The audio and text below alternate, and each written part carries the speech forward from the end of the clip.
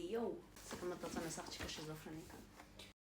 Չէ, շիզոֆրենիկ չեմ, բայց այսօր ահա որ ուրախ եմ, քանի որ ինձ ժամանել է իմ առաջին աճուրդային գնումը։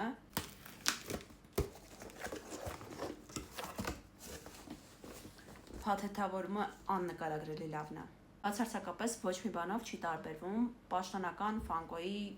ուղարկած տուփերից։ Ինչը տարօրինակ է, միգուցե այն, որ այստեղ կա պրոտեկտորով տարբերակ, իսկ Ֆանկոն առհասարակ համարյա ոչ մի ֆիգուր կա չի ուղարկում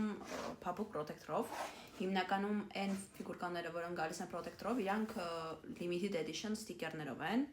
ու շատ քիչ քանակով են արտադրվել, իսկ այս ֆիգուրկան, որը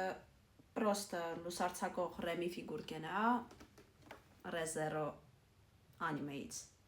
ինքը ժամանել է պրոտեկտորով։ Վաու։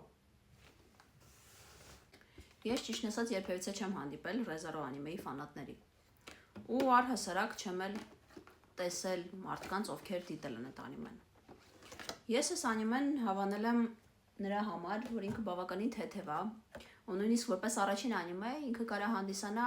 շատ լավ սկիզբ։ Ճապոնական անիմե մշակույթում կա մի պոդժանր, որը կոչվում է վերածնունդ։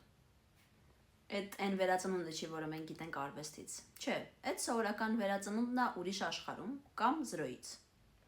Կան բազմազան անիմեներ, որոնց մասին միգուցե դուք լսել եք, միգուցե եւ ոչ։ Re:Zero-ն դրանցից մեկն է։ Իր մեջ կերպար, ով տեղափոխվել է ուրիշ աշխարհ, սկսում է ամեն ինչ զրոյից։ Նոր կյանք, նոր փորձություններ։